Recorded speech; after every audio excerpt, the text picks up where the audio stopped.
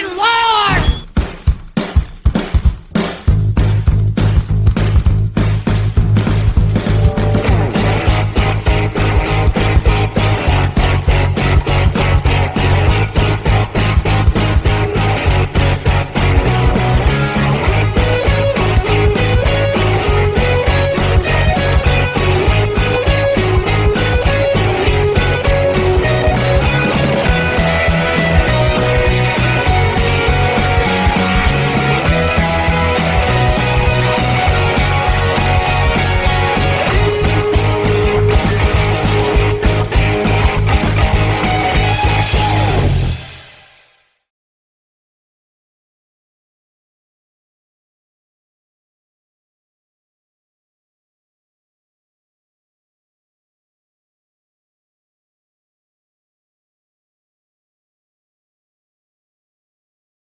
Welcome to Get Off Our Lawn Show. My name is Dave Jackson, coming to you from my little man cave here in Western PA.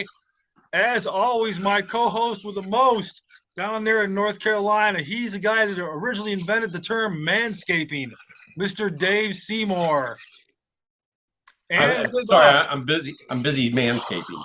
Yeah, he's busy manscaping. Look at that puppy.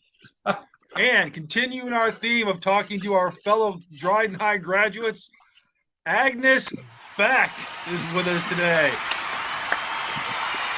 Thank you for joining us today, Agnes. So typically our format is we ask you the day after, the minute really, after we graduate high school, when we walked off that football field, just bring us up to speed, your timeline from that point on to where we're at now. You can put in whatever you want in, leave out whatever you want to leave out, self-edit yourself, whatever you want to do. We're just trying to find out what's happened to you since we all graduated. Okay. So when I walked off the football field, the first thing I did, there was a picture of me and Carlene in our cap and gowns standing on the lion. That's that. Saw that picture. Okay. So that's that. Before we go any further, though, I wonder if you guys, that's it. Well, standing in front of it. We were scouting your Facebook page, yeah, as we do, and we snag many pictures from all kinds of people. Oh, nice. Yeah, and so we'll stick that into our little video thing. Cool. So, I have a question for you guys about commencement. All right. Do you guys remember the fact that Pomp and Circumstance wasn't played at our commencement? Ooh. Do you remember that? I don't. We must have marched to some music. Yeah, we had to come out and field or something. Yeah, we did, but it wasn't that. And I waited a long time to hear that song, so I was wondering who's to blame for it. So that's all right. What made you think of that? Yeah, it's always, you know what? Because Pomp and Circumstance makes me cry. You know what I mean? Yeah, that night, I will never forget wanting to hear that song, and I didn't hear it. So that's interesting. So I don't know what it was, but that's always been on my mind. Not on a daily thing, you know, but I have a recollection of that. Now I'm going to have to ask Pamela, because she was in the, Pam and I were both in the music department, sort of, knew John Godfrey, and I thought a lot of times he asked the junior high band, or not the junior high band, but the juniors and below and the senior band to play for that. And I was trying to remember, do you remember, was there a concert band there? I don't remember that either. Now I'm puzzled. Yeah, I don't remember either. I'm going to have to dig into that. I'll go tweet Pamela on that and see what happens. Yeah. Isn't she in the next room? She's downstairs, but yes. Okay. Just won't. Tell her I said hi. No problem. So we graduated, and that's about it. So I'll see you later. Okay. Hey, thank you for coming. And now she's showing up. Too, right? Agnes Beck, everyone. That was perfect. All right. So listen, my world is a bunch of different things. I had aspirations and I chickened out. I wanted to be a state trooper Okay. with my friend Linda Brady, and I chickened out and she went. So, Hmm. but anyway, I just kind of got stuck, and Yeah. I stayed in my high school job, which was McDonald's, and then I quit shortly after graduation, and then they called me back to be a manager at a bigger one on 81 in Cortland. So that's that. I'm familiar with that one. Move forward. So, in 1983, I would say, I met a guy, Uh-huh. and he was a truck driver, and I got my CDL, and we ended up buying 3 tractor trailers and driving over the road. Did that for 10 years. Now, were there 2 of you driving 3 trucks? No, we had drivers. There were 2 of us driving the nicest truck. Okay. And then we had 2 drivers driving the other 2. And you had like a club cab or whatever, right? You went everywhere? A what? Well, I'm sorry for asking. Did you have the extended version of the? Yes. Yes. Okay. So it was the house on wheels. It was a Cadillac of trucks. Okay. All right. Ooh. Oh, look at that. Okay. Yeah. All right. Yeah. So it was the nicest truck on the fleet. So, and Dave Jackson, Yes. it was for Butler Trucking. Oh, Sound familiar? it does. Woodlawn, one exit away from you, I believe. Yeah. Yeah. Correct. Yeah. Yep. Nice job with that. Yeah. Yeah. Yeah. Butler Trucking. Nice. So we did that for 10 years, and then I got tired of it. And just decided I wanted to get a real job. Yeah. And so I went to work for First National Bank of Dryden. Oh. Just like a lot of us did. So Okay. Yeah. and that was really cool. I loved it. Met a lot of people there, a lot of fun, still friends with a lot of people there. Yeah. And then I was asked to go to work for RMS Gravel. Are you familiar with that? Where's that located? Freeville, Okay. right on Was the it- bend after George Junior Republic. Yeah. You go straight Oh, yeah, and yeah. turn right. So Yep. it's a gravel pit, and I worked in the office there, and things slowed down. I was laid off, and so I actually landed a job at Suit Coat Corporation. Do you know what that is?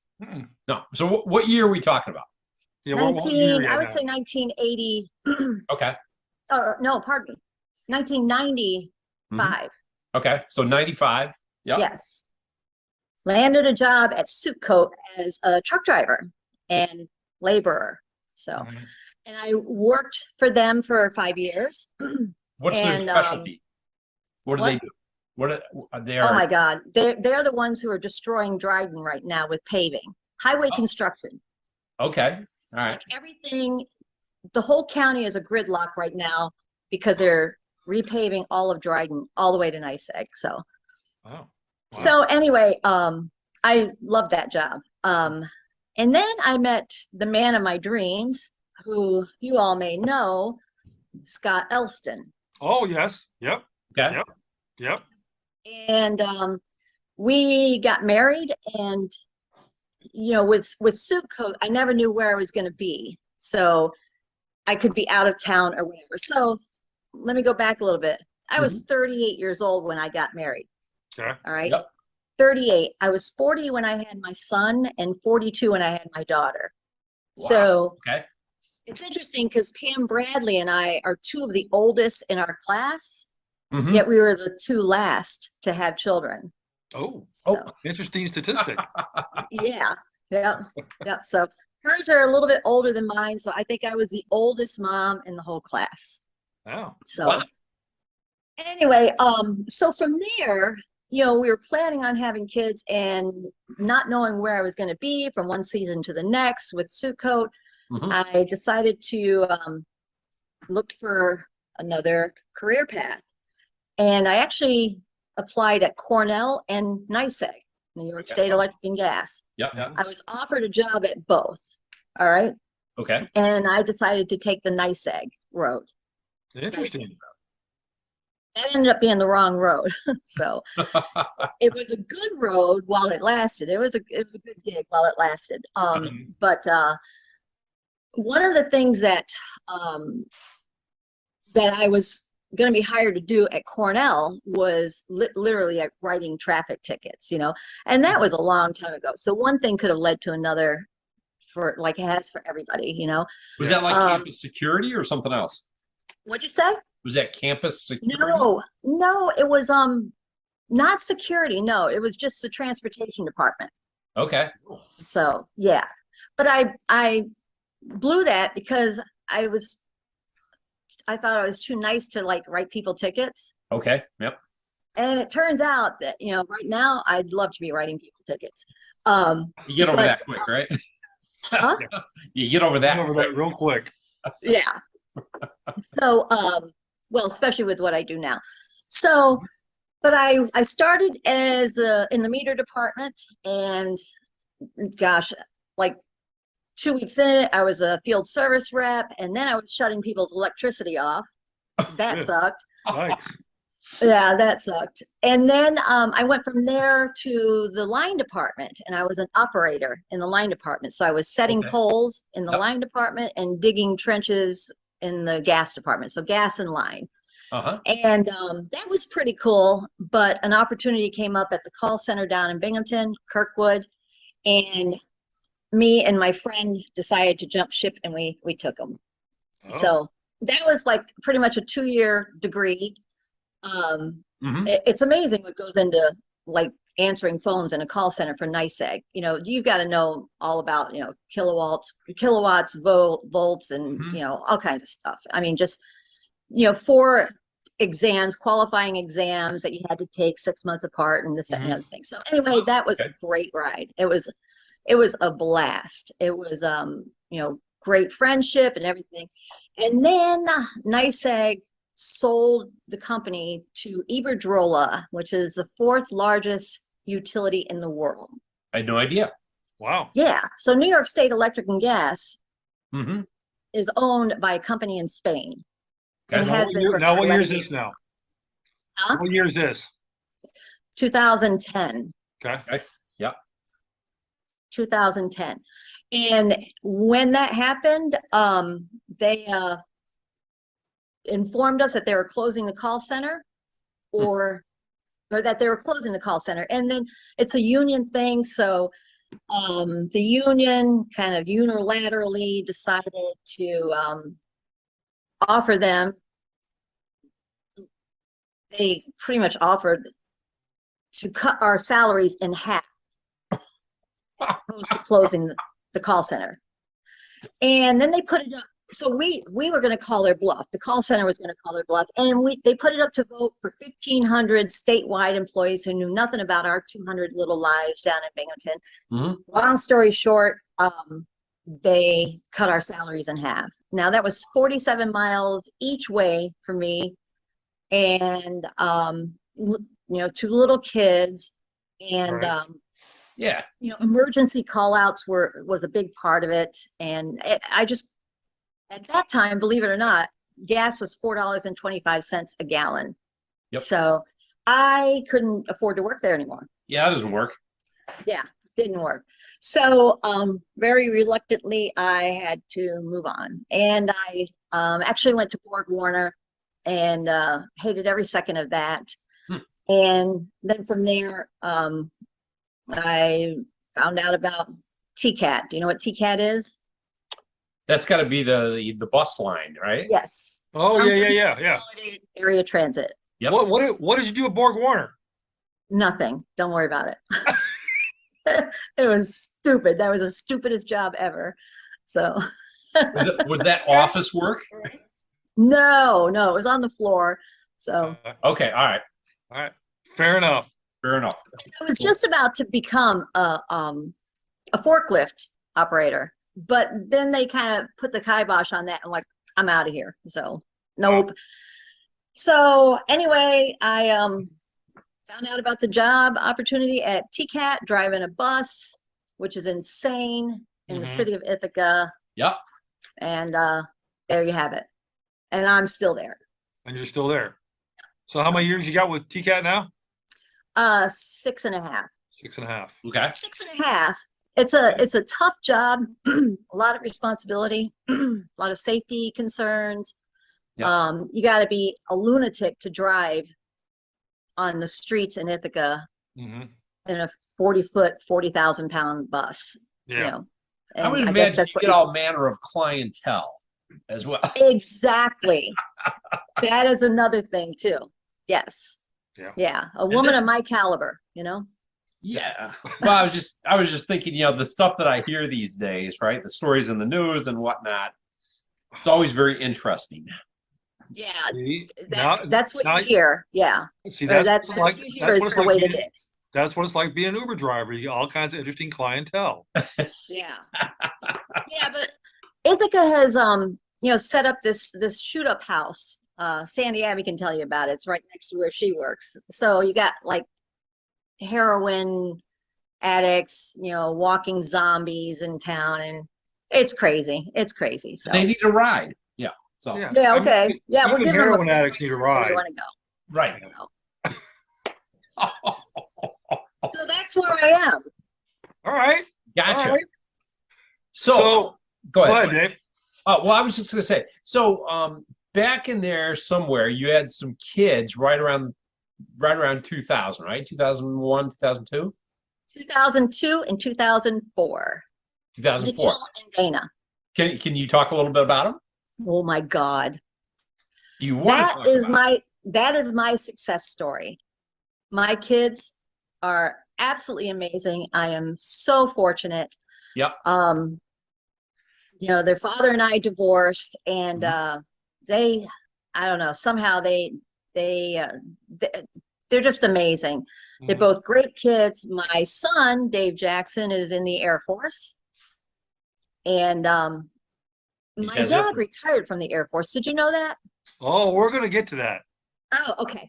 Yeah. So anyway, Mitchell is in the Air Force, stationed in Langley. His MOS is Operations Intelligence. Oh. And he is dating a girl that he met who is also in the Air Force with the same MOS, and she's actually Miss San Diego. So shut up. You shut up. You shut up. I know. I couldn't believe it. Wow. So wow. Well, good for him. Dana, my pretty girl, she just graduated from high school. And she's going to TC3, and she's either going to be what she's doing is finishing her associates. She almost had it in high school, but anyway, she's finishing that and deciding which direction she wants to go, but it's going to be a pharmacist or an engineer of some sort. Oh, okay. So good choices either way. Yeah. Excuse me? Good. That's either way is a good choice. Yeah. And she's got a long-term boyfriend. It's hard to believe they've been dating since he was 16 and she was 15. Wow. He is in the Army National Guard. Okay. And he just got deployed for a year. So wow. Now, did your son pick that career field? Or did he go in open? He picked it. Okay, good for him. No, he knew a long time because of my dad and everything. And he's got a half brother and a step brother who are both in the Army. And he just knew. He just knew that's what he wanted to do. Well, I was the same way. I knew what I wanted. I knew the same thing. Same deal. I mean, your family, just from the research that we did. We'll talk about your dad, but you got military throughout your whole family. Well, only my brother Stephen. Okay. He went into the Navy. Okay. And came out and went to college on the GI Bill, and I don't even know what he does. He's a general manager of some lottery thing in South Carolina, Columbia. Okay. So, my other three brothers. So Stephen is the white sheep of the family. Okay. All right. My other three brothers and I kind of went haywire. I mean, good in a good way, a very good way. But Stephen's the only one that stayed mainstream. So, and no, just my dad in the Air Force. Now, what did your dad do? He was in communications. He was he had top secret security clearance also, but it was all in communications. I mean, he literally saw the Cuban Missile Crisis come across his Now, fingertips. now that we were looking for things to talk about, and so we saw a definite Air Force military thread there. That's all my dad. That's awesome. All your dad. Yep. That's all my dad. And if you look at the bottom one, Yep. with him leaning on the car, Okay. Yeah. that's in North Africa. Actually, the bottom in the center bottom, in Uh-huh. Tripoli, Libya, North Africa, which is where I was born. Oh, really? I had no idea. Wow. Yeah, I know. I thought that a lot of people don't even remember when I came to Dryden, but Okay. Just real quick, sidebar. When was that? when? Yeah. When did you get to Dryden? Oh, 8th grade. Oh, okay. 8th grade. All right. All right. Where's that? So- Where's that bottom right picture taken at? Bottom right, that's the last time he was in his uniform, and that Mhm. was at my grandparents' house in Bethlehem, Pennsylvania. What Near year was that Allentown. picture taken? What year? That was 1974 when he retired. You know the salute thing, Dave, Yeah, where yeah. first person. Yeah. Yep. He carried that silver dollar with him the rest of his life. So Wow. yeah. So That's that- awesome. So those are all my dad. So, Very nice. Yeah. yeah. Now, how long were you in Libya then? Okay, so my two older brothers actually went to school in Libya. There are pictures of them playing with little Arab kids, and they're definitely a standout. Okay. So we went there in 1960. Yep. And I was born in 62. I was there probably 9 months, Okay. and then from there, it's an interesting story. My mom and dad, my dad went to basic training at Sampson Air Force Base. Mhm. And always swore he was going to come back to this area. He was first sent to Little Rock Air Force Base in Arkansas. He was the number 26 man on that base. It was brand new. And he was in communications, and my mother was a telephone operator. She was born and raised in Little Rock. And they met on the phone. So what's interesting is my mother graduated from Little Rock Central High, which is, I don't know if you know what that means in history. Oh, no, I don't. Fill us in.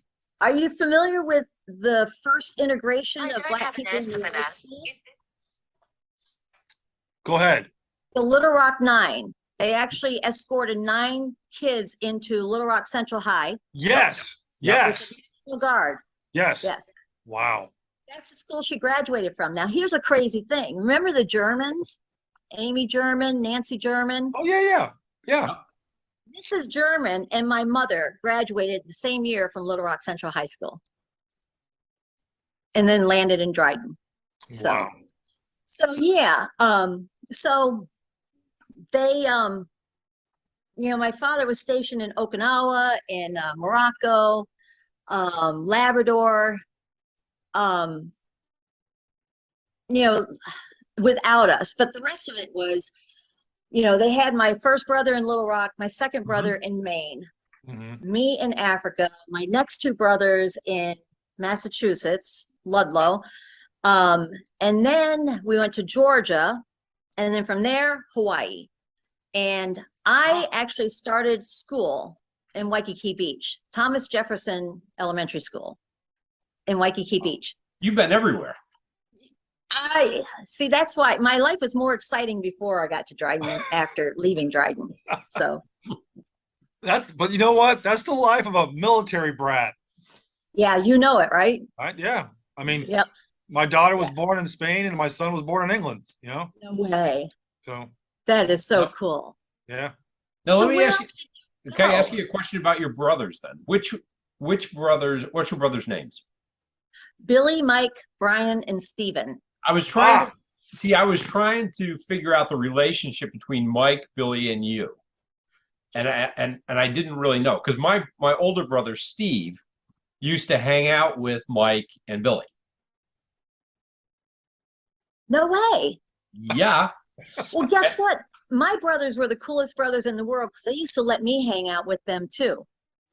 So my seems brother, like yeah, I mean, my they used. Go ahead. All I was gonna say was my brother graduated Dryden, I think 73. Either 72 or Whoa. 73.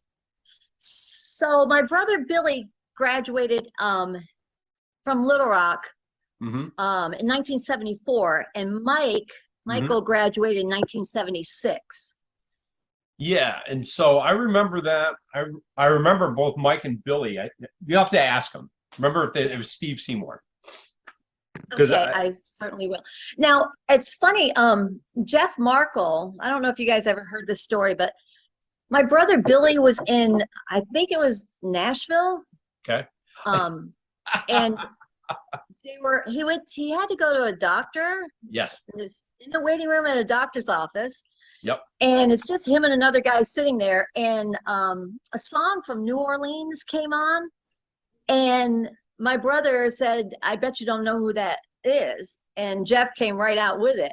One thing led to another, Yep. and they're both from Dryden. Yeah. Meeting in a doctor's office waiting room in Nashville.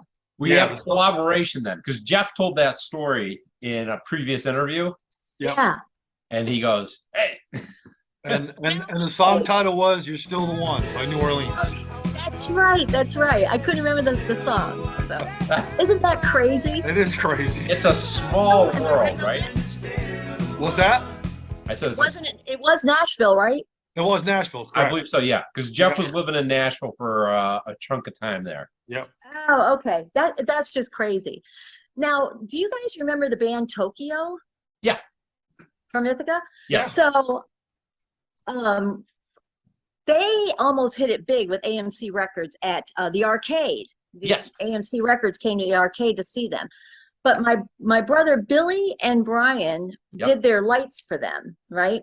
Yes. And when it was kind of going nowhere, they migrated south to Atlanta. And then that's where they all kind of hit it big with music and being light designers. And I mean, I've been so spoiled. A couple of weeks ago, I turned down free passes to Styx, Ario, and I can't remember the other one, Loverboy. Loverboy, yeah. And I would have gone there my third time as the guest of Styx. So, and that's because of my brother's connections. They, my one brother, Brian, worked with, Reba McEntire, Leonard Skinner, Ted Nugent, and Billy. Do you guys remember the Kentucky Headhunters? Yes. No. I got to go on tour with them for 3 days. Shut up. You shut up. Wow. I'm not kidding you. Wow. I'm not kidding you. Yeah. It just, everything aligned. My boyfriend and I were going down to Atlanta, and he was going for a business trip, and I don't even know how it all fell together, but my brother Billy picked me up from the airport. We drove to Chattanooga, met the bus, and I woke up the next day in Springfield, Illinois, did a concert there, did one in Tulsa, Oklahoma, and Fort Smith, Arkansas. You were on the bus. On the bus. Now, I was on the crew bus, but the coolest thing is those guys are amazing. They were something else. They were a blast. So, and so that was like one of the coolest things I've ever done. That's a great story. That's awesome. Yeah, it was very cool. So, and so yeah, I don't know where I was going with all that, but well, it started because Dave and I, when we were doing our research for this podcast, you can't swing a dead cat around Dryden without hitting the name Beck. I mean, there's Becks everywhere. So we were trying to figure out which Beck belonged to which Beck, who was related to who. So now we know. I don't belong to any of the Becks but mine. Yeah. Randy Beck. None of those Becks. Yeah. Roger and Russ. It's Randy's father. Yeah. Yes. They're I believe they're brothers. Okay. But we had no relationship with them. Yeah, we were trying to correlate. Yeah. Yeah. So are you cousins then with Randy Beck or not really? No, nothing at all. Okay. Nothing at all. So right. when we left Hawaii, so I started school in Waikiki Beach, and then we moved to the North Shore, Kaneohe Bay. Yeah. And the longest place I've ever lived at one time before Dryden is Hawaii. And that was 3.5 years. And so From there, we moved to Louisiana. I'm not sure if you're familiar with Barksdale Air Force Base. B-52s. Yes. Yep. Barksdale Air Force Base. That's actually where they took President Bush on when 9/11 happened to hide him out. That's where they put him. Yep. Mm-hmm. Yep.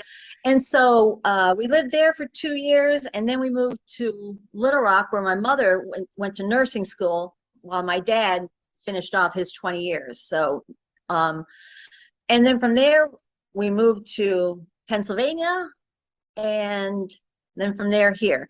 So my father had an appointment to look at property in Horseheads in 1972. And they had to cancel the appointment because it was underwater. Do you know what from? Hurricane Agnes. Hurricane. You shut up.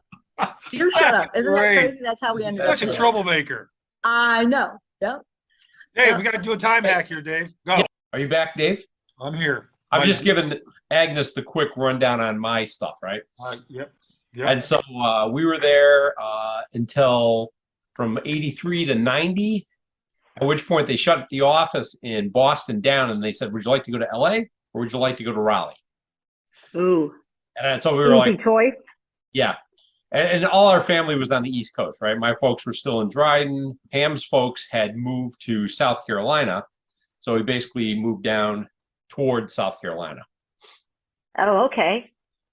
Yep. And so what field of engineering did you do? So I retired 2 years ago now. And what I was doing was what's called printed circuit design. So if you open up a computer and you look at the green board that's inside the computer, I design those. Shut up. So I spent 38 years or whatever doing that. I can't begin to understand the mind of an engineer. I don't like. Nobody can. Nobody did. Who? Dave Okay, still doesn't okay. understand my mind. Yeah. All right. Because that, Dana, actually, my daughter is thinking software engineer. And, at 13, she built her own computer. So, okay. Yeah. So, I mean, that's kind of where she's leaning to. But, so did Pam, did she work or was she a house? Oh, shut up. So I designed this kind of stuff, right? I know. So I know. But wait, how do you lift that up again? How do you do that? He's a dot connector. I connect dots. That's what I do. Remember that game that we used here to and play? this two big connect and put a wire between those two, right? Yeah. And that's it. So so Pam worked. She graduated Cornell in '84, and then she moved to Boston. That was the same year we got married, and she was working for an architecture firm in Boston. Okay. And then now, go ahead. Did you guys date in high school, or did that all start after? We can trim a lot of this, Dave, but since it's been in it's been in a number of stories. So Dave Jackson dared me to go out with Pam senior year in the spring. What? That is so cool. So you're welcome. And so we got back from that first date. We went to some Lane movie. I think it was the Peter Sellers movie that was playing then. Anyway, Pam goes, "We'll never see him again." No way. Indeed. No, when did Pam, was she always in Dryden? She came to Dryden from Groton in 9th grade. 9th grade. Okay. Yep. All right. I thought she was a year after me. Yep. So she finished 9 through 12 in Dryden. And she went to Cornell, huh? Well, see, her dad was up at TC3 in the front office. Mm-hmm. And so she went, she finished up all of her entry-level credits at TC3 and then transferred to Cornell as a junior, I believe. Wow.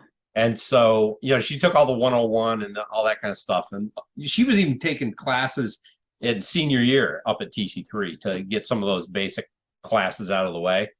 Yeah. Yeah. And then, and I don't know if you know or not, maybe you do, the Cornell has two schools. There's a state school, and then there's the public school. Is it still that way? It's still that way. So the ag portion of Cornell is a state school. So it's part, I don't think it's part of the SUNY system, but you get state tuition as opposed to the other side, which is very expensive. And they're both very expensive now, but yeah, state school is much cheaper than the private institution. Yeah. And so she was she went into design. And so that was part of the state school. So she finished up the last 2 years at Cornell there. Okay. All right. So I can tell you Cornell has changed a lot. She's like an alumni ambassador, and like she talks to new recruits, right? Uh-huh. On occasion, if somebody from the Raleigh area wants to know about Cornell, they can call up Pamela. She'll take them out to lunch, and then, oh, nice. Talk to them about Cornell. Now, that's cool. It is kind of cool, except that, these days college is so expensive, and Ithaca tends to be cold. that a lot of folks, you don't get a lot of takers from Raleigh. Yeah. Yep. I get you. Put it that way, right? Yeah. So. No, I know about the cold and the snow. So. Yeah. Well, I mean, we both grew up, all three of us grew up there, right? And so it's like, we skied a lot, we shoveled a lot of driveways, and we got cold, right? Yeah. Yep. Still do. Still do. Yeah. So let's talk about your high school life. Okay. You're gonna go there, right? All right. Yeah. So I know Dave's got some pictures, but what was who was your core group of friends? Okay, so my core group of friends, well, Carlene and Eileen. I practically lived there every weekend. But in school, I hung with them, but actually I think my core group of friends were Darlene Cameron, Kathy Fuller, and Noreen Dunlop. Who, by the way, no one knows who she is on Facebook. She is Renee Ryan. So that's who Renee Ryan is, in case everybody's wondering who that is. So love to tag her then. Yeah, 2 weeks ago, I went to her 60th birthday party, which was amazing. So, oh, wow. Yeah, it's funny, I just spoke to Darlene a couple days ago too, and Kathy Fuller I haven't seen in a long time, since 1997. I went down there for Labor Day weekend, and there was them, and then Carlene and Eileen, and Diane, Pam Bradley, that kind of gang. And let me just tell you that if I got in trouble, it was always their fault. When we skipped school, anytime we skipped school, my parents knew the night before and gave me permission, so I wouldn't have to suffer the wrath of them. It would just be the school. Wow, so what cool parents. I know. I always ask their permission. And then one more thing. I never, ever bought pot. Was it given to you for free?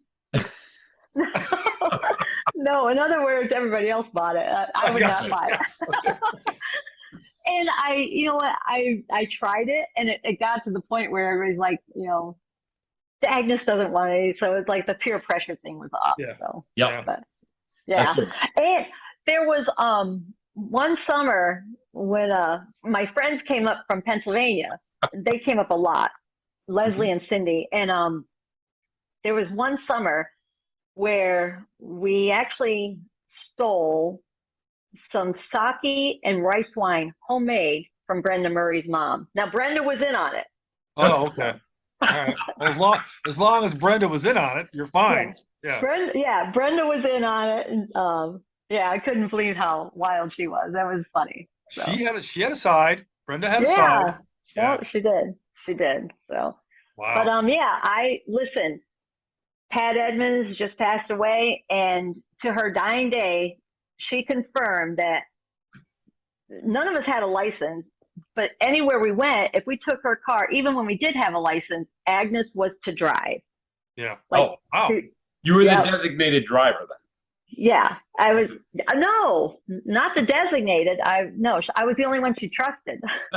Well.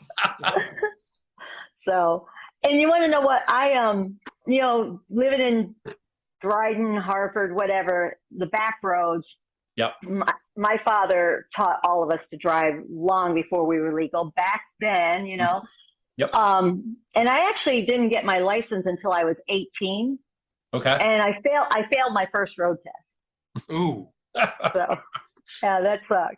But Mrs. Edmonds trusted you. She did, and she knew. She knew, and she still trusted me. So, yeah. One of the most amazing women in my life was Mrs. Edmonds. You probably, I don't know if you remember, but Carlene and Eileen and I, we shared backyards. I've known Carlene and Eileen since, Yeah. Yep. Yep. I know. Yep. Carlene was my first kiss and my first handhold. Was that like a fetus, Dave? Like a fetus. Knee high to you know what? Yes. Yeah. Yep.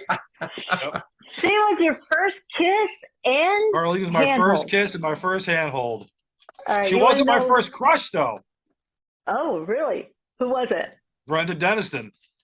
Oh my gosh, really? My first official crush. That was another redhead, wasn't it?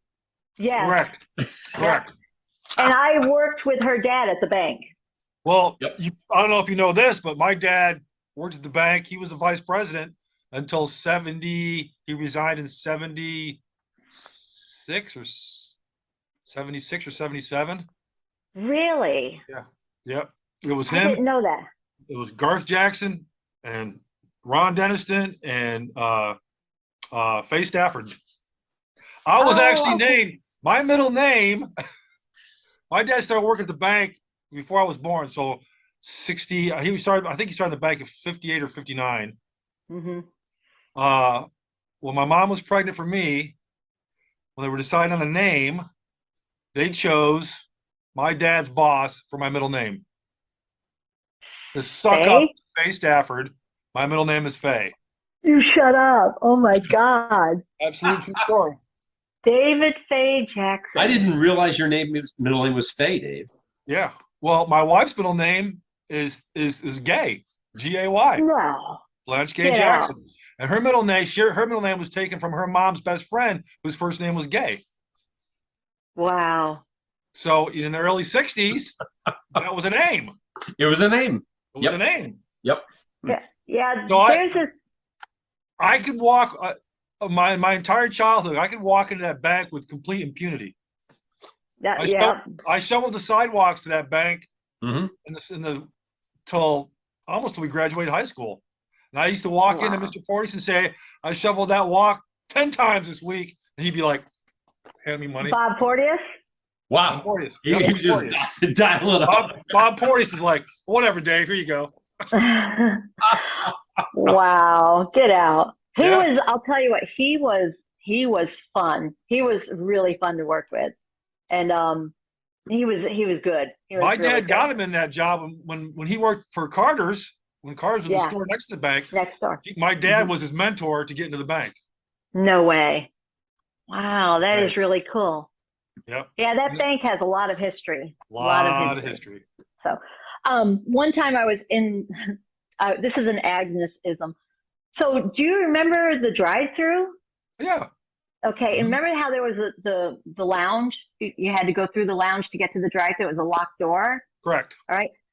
Well, I was running the drive-through, and I'm just rocking back and forth, like just pushing myself off the door jam, Yep. And the thing that the door thing that when you shut the door and what is that thing called that sticks out?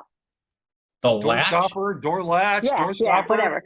Yeah. So the hole that's in. So I was rocking back and forth with my hands like this, with my knuckles, rocking back and forth, and then one of my knuckles got stuck in it. Oh. It got stuck, and I'm like, I don't know if you remember Roy Bell, but I'm like, no. Oh yeah. Road. Yeah. Yes. Absolutely. Yeah. Yep. Yeah. I said, Roy, I'm stuck. And the drive-through window, guess what? The drive-through window is like 15 feet away. Yeah. And so they had literally, I was stuck in that thing. Kim Frost, Carl Frost's little sister, she was the head teller. She had to come out and run the drive-through while they're trying to figure out how to get my hand out of that, right? Bob Porteous comes running back with a camera. He said, I got this, don't worry. He takes a picture of it. I'm like, well, that's a lot of help, Bob. Mark Strom had to unscrew the whole thing, and then we had to run my hand under cold water to get it out. Wow. you are a pain in the ass.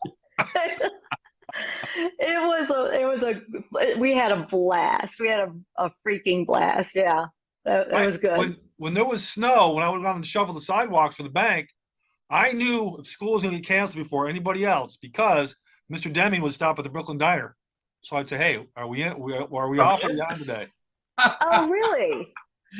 So you were the snow monitor. So if he couldn't get up Ferguson Road, school was out. No school. No school. Shut up! And you had the inside angle. I knew exactly when I could just go back and go to bed before anybody else. Oh my gosh, that's funny. That is hilarious. Oh so my back to school real quick. All right, what did you major in school? She giggles. Listen to me. Did we have majors? We did. I know. What the hell is a major? All right. Yeah, right. So, right. High school. Listen to me. Listen. My brother Brian is a mad scientist, right? He's like the genius in the family. It wasn't until like a year and a half ago that he said the phrase that high school is where you go to learn how to learn. And I'm like, yeah. Now you tell me? Yeah. Now you tell me. I had no idea. Listen, I graduated by the skin of my teeth. Mm-hmm. When we did the rehearsal in the gym and they had the little cards, the graduation cards, they were all laid out on the table and there were blank spots. I'm literally standing there next to Randy Beck looking for my card to make sure it was there.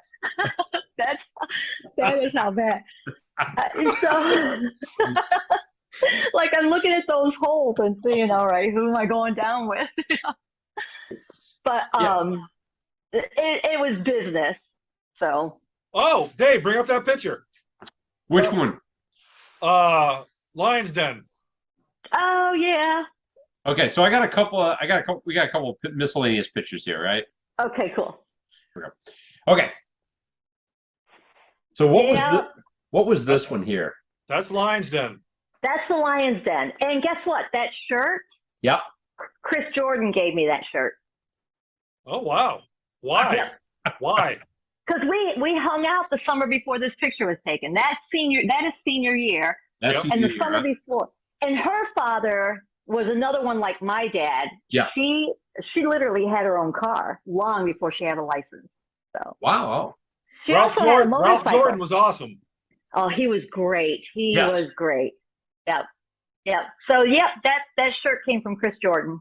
So nice. We spent a lot of time up at Ralph Jordan's house, at Chris's house, being a band in their basement. Oh yeah. That was Chris and Toby and I, Franz Bisley and Leon. Leon? No way. So were you okay? So you guys know Dana Abbey? Probably not. I don't recognize that name. Okay. So did you ever go to Clyde Cotterell's house, which was Pat Meser's stepdad, at the end of Budzinski Road? Now, Dave, Seymour, I don't know if you were there that night, but there was a big party like on a New Year's Eve, and Carlene and I went, and Chris Jordan, Toby, and Pat played in it too at that house. Everybody was out of town, and we had a wild party there. So. You know, I showed up, now that you say that, I showed up at some party, and Toby and I think Leon played for a little while. It wasn't very long. Yeah. But I don't remember Chris being there. But maybe it could have been a different party for all I know. Well, yeah. Or for all you remember, right? For all I remember, yeah. But yeah, they had a fire in the fireplace, and you know they had the glass doors, and right in the middle of the party, that fireplace glass just exploded. And so Pat was going to have to explain how that happened. And none of us touched it, so not like it was supposed to do that. So, but Dana Abbey he just retired from Dryden Mutual Insurance. Mm-hmm. He was the president of that. So, and they now live there. So that's why I was wondering, because he was related. His wife was related to the Cottles. So gotcha. that's where I was going. All right. What? That's 11th grade. That's 11th grade. That's junior year. What? Are you serious? Who is that? Wait. Well, this is Joel Bender. Wait. So that's Robin Bailey. Yep. Tom Ball. Yep. Tom Ball. Sherry Baldessari. Yep. Yes. And starts with a B. Joel Bender. Joel Bender. Yes. Yep. Oh, where was that picture taken? I love that. That's your junior year homeroom picture. That's part of it. Yeah, that's just part of it. I just shrunk it down. He cropped it I out. cropped it. How did I get to be on the ladder? I love that. Good question. It was the pinnacle of learning, right? Yeah. Learning how to learn. Learn how to learn. How to learn. Yeah. Yep. I love that picture. Will you send that to me? Sure. Like the whole thing. You don't have your junior yearbook? So There was a disaster, Dave. To be fair, I used Blanche's senior yearbook because we were juniors that year. I got this picture out of her senior yearbook. That's all I got. Oh, I didn't realize she graduated before us. She graduated a year before us. Yep. Okay. All right. And how long have you guys been married? 40 years. Shut the hell up. Oh, what? 40 years this past June. Doesn't it feel like yesterday? This whole thing feels like yesterday. This whole thing feels like yesterday. And ever since I retired, Sundays seem to come like that. Dave, you need to explain this to me. Every day seems like why is it Sunday all of a sudden? This Correct. Is every day is Sunday, and you're like, what? We have to check in on what day it is. Yeah. It's like Thursday today, right? It's like whatever. Yeah. Whatever. No, it's one of those things, right? All right. No, it's fantastic. I'm good for you guys. That's wonderful. Now that is the worst senior picture I've ever seen in my whole life. And you're president. Yeah. Stop it. That's your class prophecy right there. Yeah. How did you do with that? How'd that work out? How'd that work out for you? Let me just tell you. Okay, two things. I never voted in my whole life until 2016. Oh, wow. Till 2016, right? Yeah. And that kind of tells that story. Yeah. And Guts, the nickname, Guts, yes.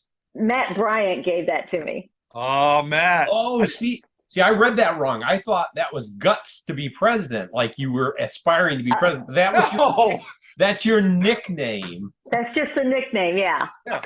Dave, you read the last prophecy wrong too, I remember.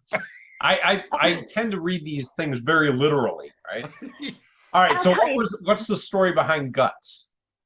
Okay, I don't know. Now he's one I hung out with. Him and Dave Stoner. Oh my God. Yep. They're hilarious. To this day, they still are. Yep. I actually got to talk to Dave Stoner a couple months ago. Did you? And I talked to Matt. I just talked to Matt a couple weeks ago. Yeah. We've got him lined up to be on this as well as Dave. No way. Oh my God, that's so cool. We're gonna have him on. Yeah. Teaser. That's cool. That's a teaser. It's a teaser. Yeah. Yeah. So I called Matt Psych. I don't know why. Psych. And then he called me it came from Ag Guts. Oh. Oh, it was like Agnes, Ag Guts. All right. Okay. Yeah. All right. That's what it was. It was slang. All right. Yeah. Wow. And the to be president thing, obviously I put a lot of thought into that, huh? Yeah. Yes. You were like right there. Oh my God. All right, I got a couple more pictures to talk through here. So let me go back and share again for a minute.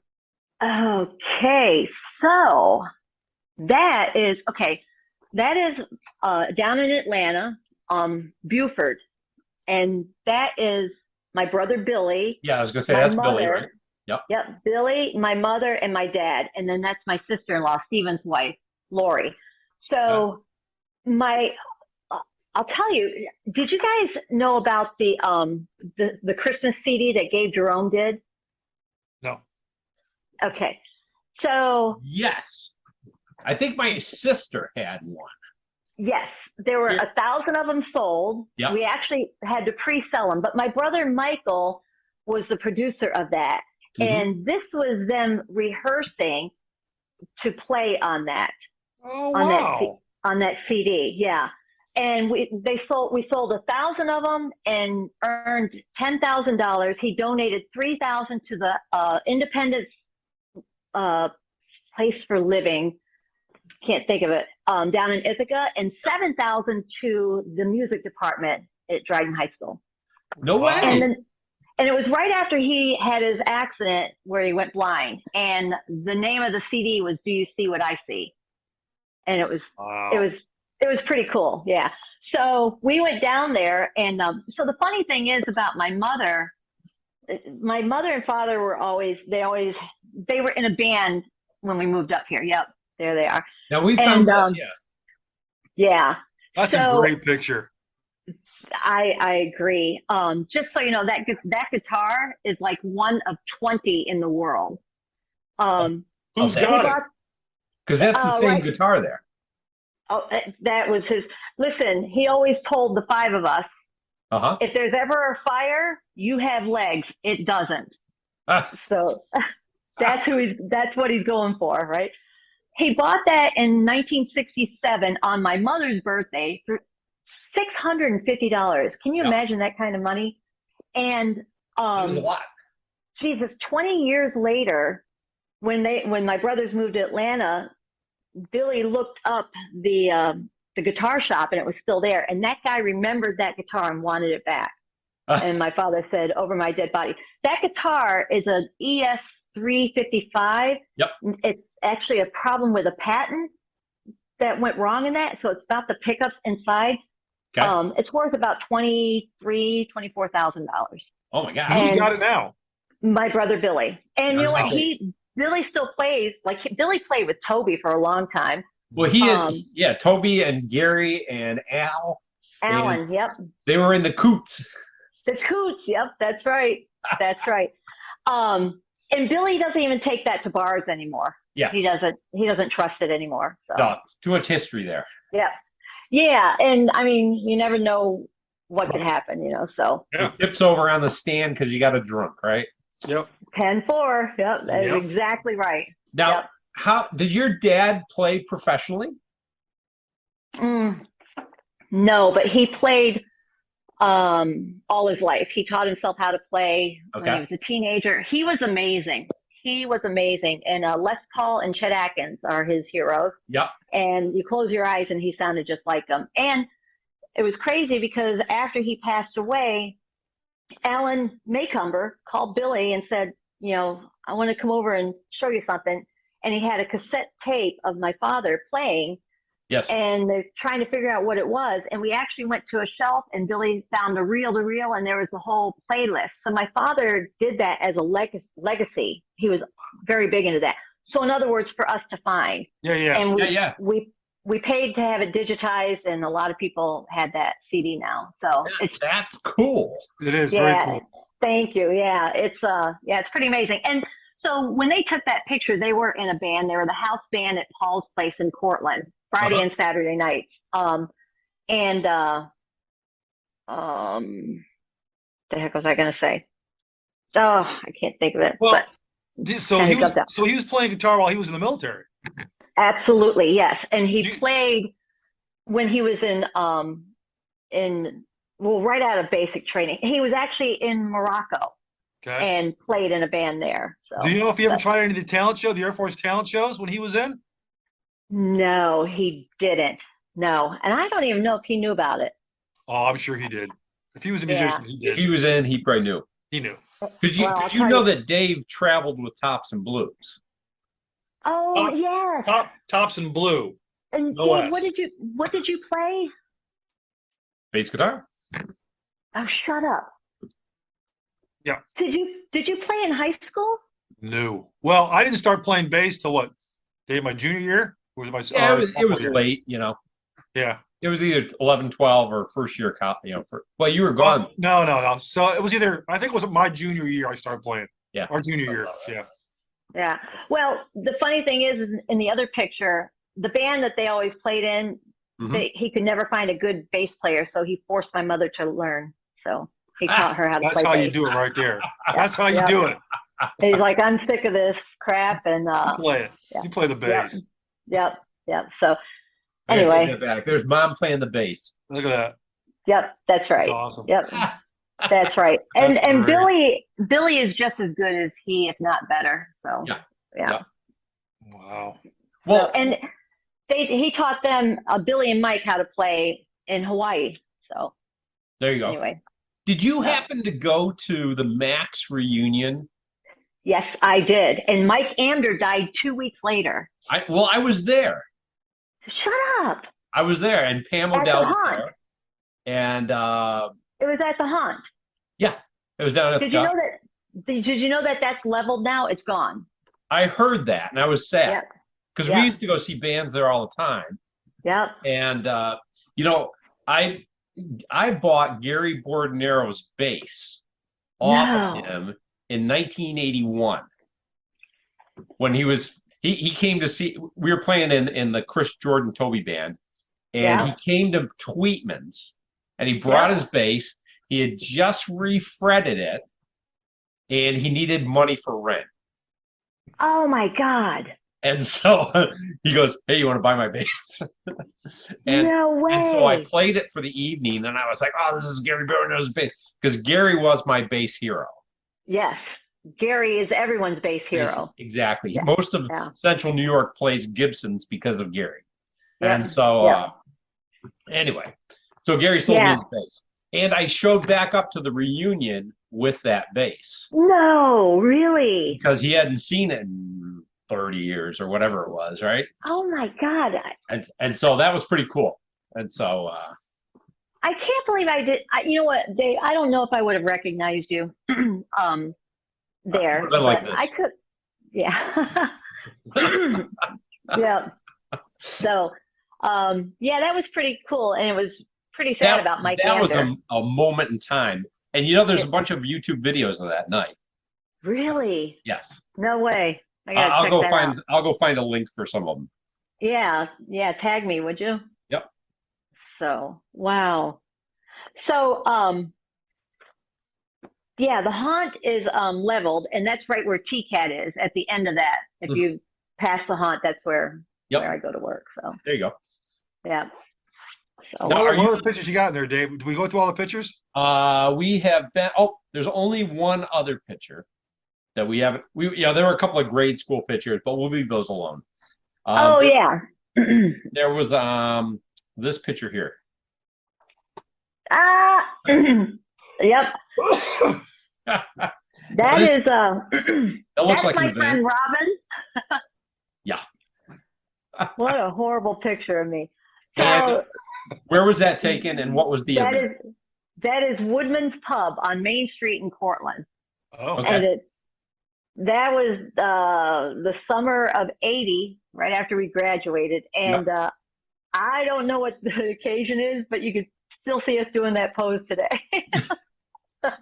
So, that was Woodman's Pub in Cortland, right on Main Street. Yep. Just ran into each other. I don't know. Yeah, because there was another club over there that had bands. It was the Wiffle Tree, I want to say. The Wiffle Tree, yes. And that's where Tokyo played a lot. Yeah. Well, that was also the Toby, Chris, Dave band thing there going on too. Yeah. Have you talked to Toby at all? Like, have you done this with Toby? We have not done this with Toby yet. He's on my list of people to ping. Yeah. Because we have an extensive list. Yeah. Well, we're working our way through. We're working our way. We're on the B's now, right? Yeah. Oh my God. That's a long way to go. Yeah. No, and so Yeah, I would love to get Toby on the show here. Yeah. On this thing, Yeah. whatever this thing is. It's a cool little thing. I love it. Have you watched any episodes? Yes. I watched Sherry Christelle. Yep. Yeah, and so Denise. Yeah, we watched Denise and my so name and Phil. Dave and I were just sitting around. We are like, we ought to like look some people up, right, and do this kind of thing, just as a document thing, right? Yeah. Yeah. And it's been such a great time. Such a great. Oh my God. Yeah, you guys are killing it. Yeah, we're having a good time. We're having a good You're time killing doing this. We learn a lot. It's cheap and easy, and we learn stuff because everybody. I don't know. Yeah, you have trouble keeping up with folks, right? Mm-hmm. Yeah. People move, and you were such a tight nucleus in Dryden, and then it expands out, and then here we are again, right? Yep. It's funny because our 20-year class reunion was when there was the year that Scott and I got married, 2000, and the following year we went to the class of 81's 20th reunion, and it was kind of a flop, and it was not funny. But Karen Wilson asked me, she's like, what is it? Why can't we get a reunion like you guys have? And I said, you want to know what? I said, the class of 80 all liked each other. Yeah. My wife says the same thing. When we went to a couple of her class reunions, nothing compared to ours. Nothing. Yeah. She says, why do you guys have such a good time? I said, we were a close knit group. We had our cliques, but we still knew each other. We did though. Yeah. We did. But the way I look at it is our class really liked each other. Yeah. It was funny because my dad always compared the senior trips, which I didn't go on, but he said Stephen's class of 82 went to Florida on a plane. Agnes's went to Florida on a train, and Brian's 1981 had to hitchhike to Florida. So that's how bad off they were. So wait, I want to show you utilities. We can start up another meeting if you want. Yeah, we can go to another meeting. You were going to show us what now? All right. She's going to give you the bird, Dave. Hey, hang on. Come here, bud. Come on. Oh, you're a good boy. You're such a good boy. Yes, you is. You're the best boy ever, huh? What? Oh, big stretch. A beautiful stretch. Yes, he's a good boy. That's great. Look at him. Aren't you gorgeous? He's doing the tricky part. That was the big fig. Say hello. Hello. Kisses. He's stage fright. Fascinated. There. Kisses. There you go. Yeah. I can't believe it. I was hoping he would perform, but stage fright happens to all. He's funny. Yep. Who are these strange men on the TV screen? Yeah, what's the deal here? Come here. Come on. Say hello. Hello. What? All right. I can't believe how curious he is. Anyway, his name is Utilities. Utility? Yeah. No, utilities. Utilities. It's like Hercules on utilities. I get it. I got you. All right. Yeah. Okay. That's like the gods of gas and electric. I don't know. Yeah. That's funny. Did you get him? Did you get him while you were working at Nice Egg? No, I only got him 2 years ago. Okay. So, yeah. No, it has nothing to do with Nice Egg. It was back when I was a manager at McDonald's. I was filling out general ledger. And if you've ever done that, you got to like fill out the categories, for the next month. Okay. And I wrote the word utilities, and I'm like, wait a minute, that was like really cool. So I wrote it again and again and again. And so like that is the coolest word to write, print, and type. Okay. So just try all right. Yeah. I'm going to go there. It is so cool. So when I posted him on Facebook, like everybody's slapping their heads from suit coat to the bank to nice egg. They're like, you used to write that word everywhere. I'm like, I know. So anyway, that's what it is. It's either utilities or little asshole. So yeah. And he plays hide and seek, and he'll say, where's utilities? Anyway, so that's him. Awesome. That's it. Awesome. So yeah. So what do you got for us? Ask us some questions, because we're gonna have to wrap this up soon, because I got a grandkid to put to bed. I was just gonna ask you both. Do you have grandkids? I have 4. Yeah, you got like this many now, right, Dave? I have 4 grandkids. Yeah. So my daughter, so she's got 4 kids, 15, 13, 3, and 1. Oh and the my 3 more are gosh. upstairs right now. Yeah. Really? Yeah. Do you love it? Oh, it's the best freaking thing ever. He's a good granddad. It's the best. It's the best thing ever. I mean, Wow. literal joy. Oh my gosh. Yeah, it's so cool. I can't imagine. So, did you just officiate your daughter's marriage? I did. I got my daughter married and married my daughter. Oh my God, that is so cool. That was a bucket list thing I didn't know was on my bucket list, but she asked me to do it, so I went and did the course and did the whole thing. And I was going to ask, how did that come about? I was just going to ask that too. Blanche researched it. We paid the money, got the stuff, did the course, got knocked out, got the thing in the mail, got certified by PA. But what stimulated your daughter? Huh? What stimulated your daughter to have you officiate? Because she knew it'd be interesting and kind of funny. All right. We'll go there. Yeah. So it's like a justice of the peace. It's just well, they didn't want a typical religious wedding. They didn't want they didn't want to do that. Yep. Her husband's dad would not marry him because of his religious beliefs. You know, he's a great man. He's a great guy. Mm-hmm. So they just asked me to do it, and I got certified to do it, and I did it in the back deck. Yeah. Wow. Yeah, I saw the pictures. That is so cool. My granddaughter today. Let's see. I'm gonna bring this up real quick. Air Force ROTC? Army. Her high school does Army ROTC. Oh, no way. Yep. That's your granddaughter? Yep. Hang on. I got more pictures. Stand by.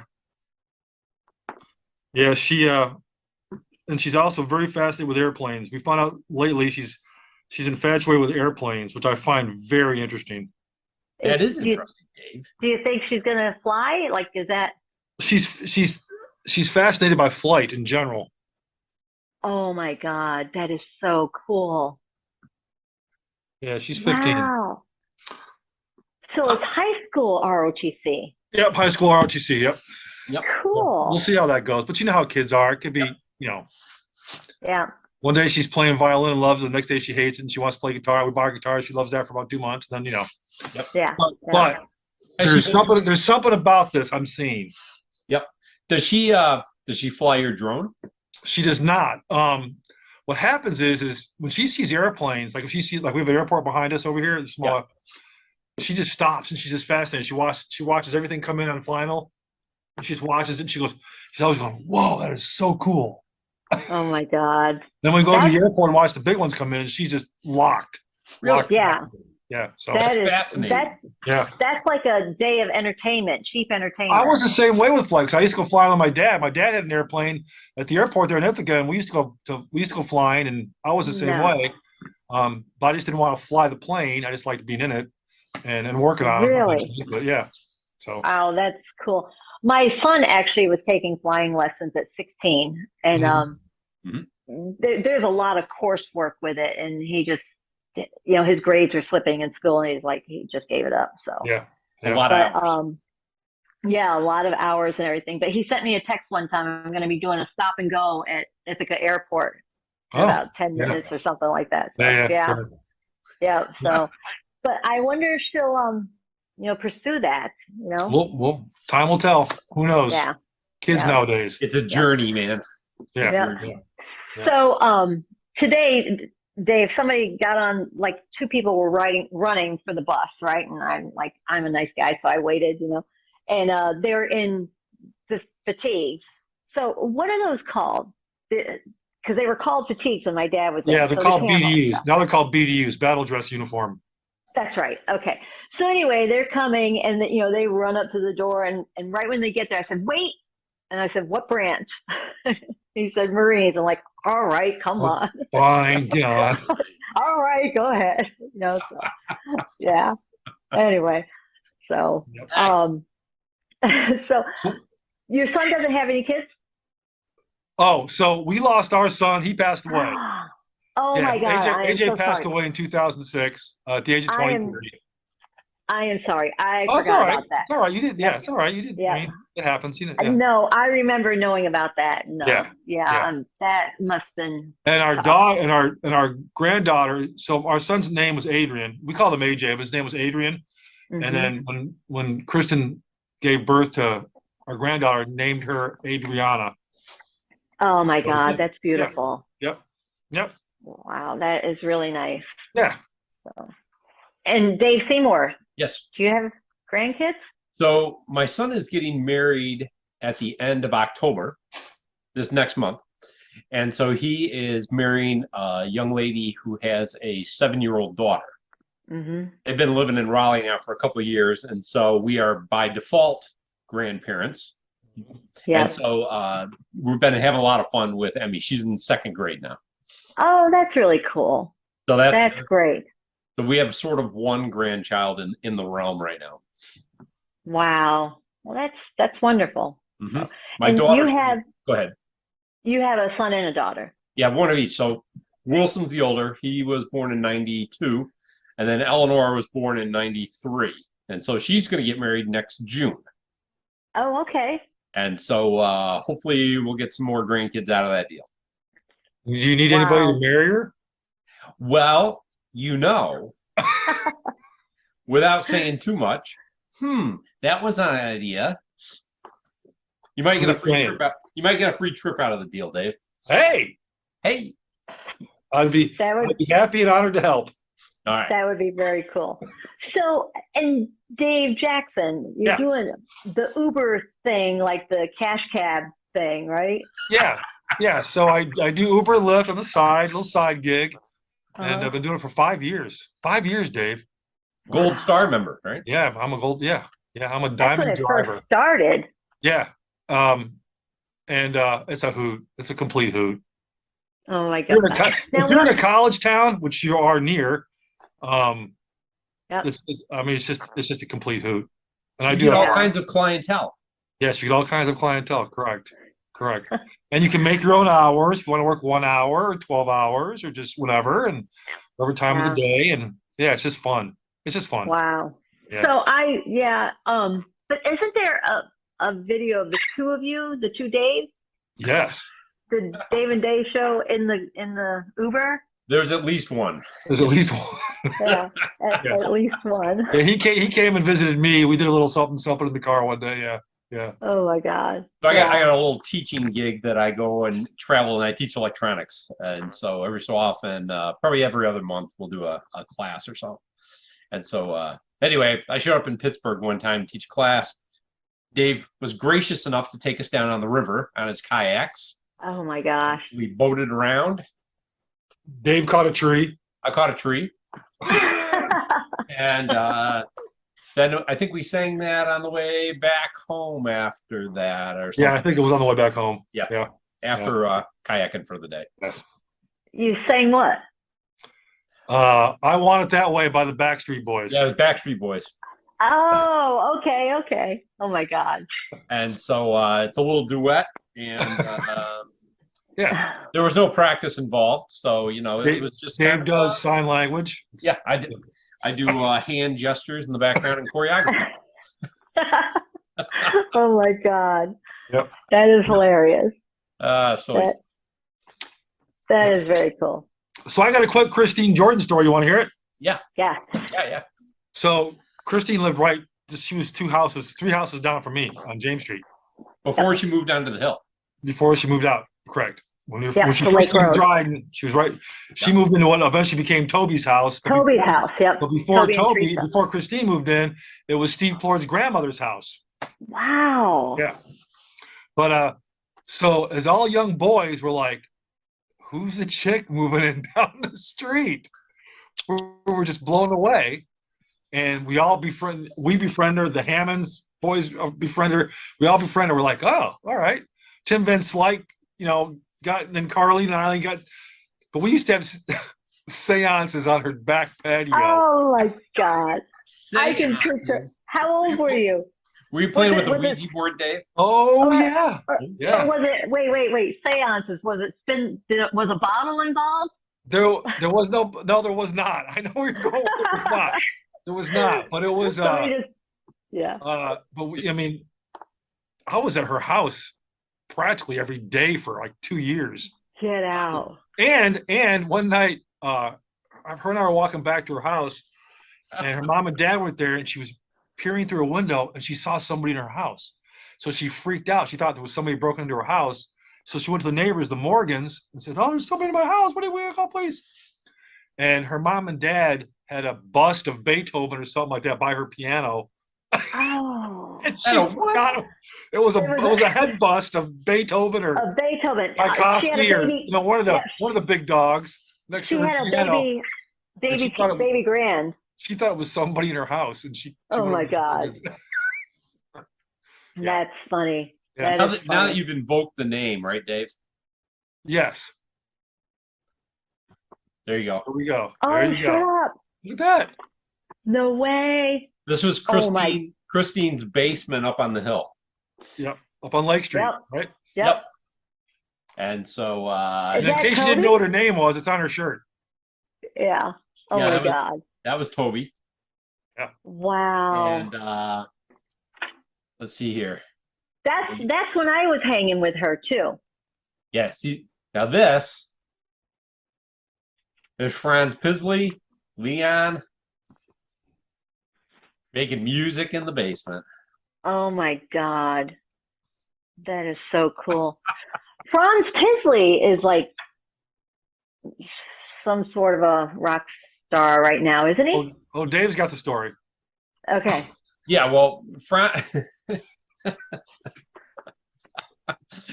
plays bass, yes. He is recently moved from Santa Barbara to Nashville. And I haven't seen any posts on Franz's page lately, but he plays bass guitar, and he's good, and he's got some international award band kind of thing going on. And so there you go. And what's his stage name? Well, he's a porn star. What is it? I said his stage name is Nicky Ferrari. Oh, that's right. That's right. I love that. Now, sounds like I don't know when and in what context he picked the name, because there is an active porn star that is named. I was just gonna say, it sounds like a porn star. Not that I know of the porn star, but it sounds like the name of a porn star. Now, here's an unrelated Ferrari story, right? So the guy I work for teaching these classes, right? His last name is Ferrari. His name is Gary Ferrari. So he teaches classes all over the world. And he was in Italy teaching a class one time. And there was the company car Ferrari conference in town the day he was there, and they were racing cars and stuff. So anyway, he shows up at the hotel, and of course his last name's Ferrari. And so they're like bowing down to him, escorting him through. Oh my God. They gave him a penthouse room and like the special key to the special elevator to go to the penthouse. And he's hanging out with the Ferrari racing team, and they're trying to figure out who this guy is. Oh my God. What a great grift. That is hilarious. Oh my God. So anyway, the picture on my homepage on Facebook with me and the girls, like in a hotel, piled on each other. That was last year in the Adirondacks. We went up and did the rail trail, where you pedal all right. And so we stayed at a place called the Phoenix Inn, and we went to a place called Beck's Tavern where they have yurts, and it was really cool. And so when we got in there, we went up to the bartender, and he wanted ID, and so I gave him mine. I said, I'm part owner. He's like, oh no, he said, I didn't realize that, And then all of them are backing me. Yep. And he's like, oh, he's like, I didn't know there was a partner. And I said, yeah. So I've been in it a long time. And he's like, well, is it okay to give a round on the house? I said, absolutely. Absolutely. So I'm buying. we all went to our table and sat down. We're shooting the breeze and everything. And one of my friends, Sherry Twilliger, do you remember Karen Twilliger and her older sister, Sherry? Yep. She came up, she's like, Mrs. Beck, the gig's up. I'm like, why? And she's like, because Mr. Beck just walked in the door. So I'm like, oh shit. And so we told, like, the bartender told him, and so he came right over and wanted to know who his partner was. You're still doing 1979 shenanigans. Speaking of 1979, the football rival, right? This is like the best thing I ever did in high school. The football rival was Groton. Yep. And before the game, me and Toby and Dave Barber, and I'm sure there was somebody else there, we went and stole a big Yemen for sale sign and put it on their school. Yep. Yeah, it wasn't easy. That was hard. Mm-hmm. Without admitting too much, one night they probably got to the football field. They probably couldn't turn on any of the lights because we had removed them all for our light show and the band. Oh my God. Without saying too much. Without saying too much, right? Yes. Well, there's no evidence of the crime anymore. That's true. No, as a matter of fact, the Busy Bee's gone now too. We liberated a few of their lights as well. So. Oh my God, that's funny. So, yeah, like I said, if I ever got in any trouble, it was Carlene and Eileen, and we got busted one time soaping the windows on Main Street when the drive-in Inn was still there. Oh, this is so stupid. And I think Jerry, what's her name? Pam Bradley, Carlene and Eileen and I think there were 5 of us, right? The cops were called and they caught us in the parking lot of the elementary school. And I had a big bar of soap. So they were going to teach us a lesson and, take us down and do the scared straight thing. Yeah. He piled us all in the car. Eileen literally sat on my lap in the front seat. But before we left, I put my bar of soap, it was a full bar of soap, in front of the back tire. So when we left, we all go, boom. It's like that was my evidence. He made us go down there and wash the damn windows. And everybody came out of the drive-in and started laughing and just staring at us. And I was like, are you kidding me? So my parents never knew about that, but Pat Edmonds did. She thought we got exactly what we deserved. There you go. Yeah. So on that little note there, do you have any words of wisdom that you would have given Agnes Beck in 1979 or 1980, now that you're reflecting back on all this? What would you say to yourself? Okay, 2 things. One of them I just told you that my brother told me. High school is where you go to learn how to learn. Yep. The other is to not say no at a school dance when somebody asks you to dance. Yep. Those are pretty stupid, aren't they? It's pretty shallow. No, but there's a backstory to that, though. What's the backstory? Like the crushes, you know what I mean? Like. Oh, hang on. No. You open this door. What? You got somebody in mind here. This is so stupid. It's so stupid. I had a crush on Jack Lapino, and he asked me to dance, and I said no. And sat down. So that was it. You should have said yes. You should have said yes. Well, I should have said yes, and actually, other people asked me to dance, but I don't remember them. So, and I never said. I was a wallflower, shy, whatever. So it's not a big backstory. But you'd soap windows like that. Yeah. Yeah. You were shy. You were so shy. Yeah. Yeah, I was pretty shy. Dance like nobody's looking. Yep. And that's exactly right. So. Well. And awesome. that's the way we want to live life now. So. Yep. Well, we're going to cut this off here because I got to go upstairs and put some kids to bed. Okay, Grandpa. Grandpa. So this has been awesome. You're the best. Thank you for doing this with us. This has been a real treat. Thank you for the invite. And thanks for sharing all those stories. And we're going to get some of your co-conspirators, partners in crime. Yes, on this as well. So. And then you think you'll get the truth then, right? Well, at the very least, we'll find out. We'll find out if the stories mesh. Right. Triangulate the data. Right. Yeah. Triangulate and extrapolate. Yep. Yeah. Okay. Well, good. All right, Thank you dear. very much, Agnes. Thank you very much, Agnes. We'll see you guys. on social media and whatnot.